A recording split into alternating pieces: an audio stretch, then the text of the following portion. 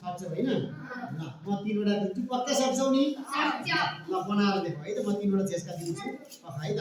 एकछिन है म तीनवटा छेस्का दिन्छु त्रिभुज बनाएर देखाऊ ल ल बनाऊ त तीनवटा छेस्काको त्रिभुज बनाएर देखाऊ त ल आयुषले बनाउँदैछ हेर है ल हेर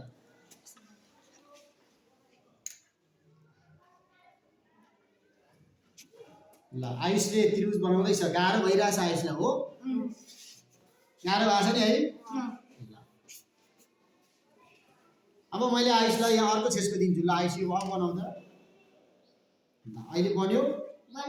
अहिले बन्यो है अघि किन बनेन र अहिले किन बन्यो ल यसको म तिमीहरूलाई धारणा बुझाउँछु हुन्छ अब हामीले तीनवटा छेस्का पाउँदैनौँ त्रिभुज बनिरहन्छ त्यसो कस्ता छेस्का पाइयो भने त्रिभुज बन्छ त हेरौँ है त हो त्यसको लागि हामीले ल हेर त्यो किन बन्यो त भन्दा ल यो दुईवटा त्रिभुजको लम्बाइलाई भुजाको लम्बाइलाई जोड्दा त यो तेस्रो भन्दा लामो भयो नि भन भयो कि भने हेर त हो भनेपछि के हुनु पर्दो रहेछ त्रिभुजका दुईवटा भुजा जोड्दा तेस्रो भुजा भन्दा के हुनु पर्दो रहेछ लामै हुनु पर्दो रहेछ हो लामो भयो भने बन्दो रहेछ यदि लामो भएन छोटो भयो भने जुनसुकै हुन्छ पनि हामीले धेरै बुझ्नु पर्यो ल हो त्यसो भएको हुनाले त्रिभुज बन्नको लागि के चाहियो त दुईवटा भुजाको लम्बाइ तेस्रो भुजा भन्दा जहिले पनि के हुनु पर्यो धेरै हुनु पर्यो र त्यस्ता छेस्का चाहिँ हामीलाई चाहियो राइट त्यसैले अहिले बन्यो अब यसको ठाउँमा मैले यो राखेँ किन बनेन हेर त किन बनेन भन्दा हेर दुईवटा भुजा जोड्दा पनि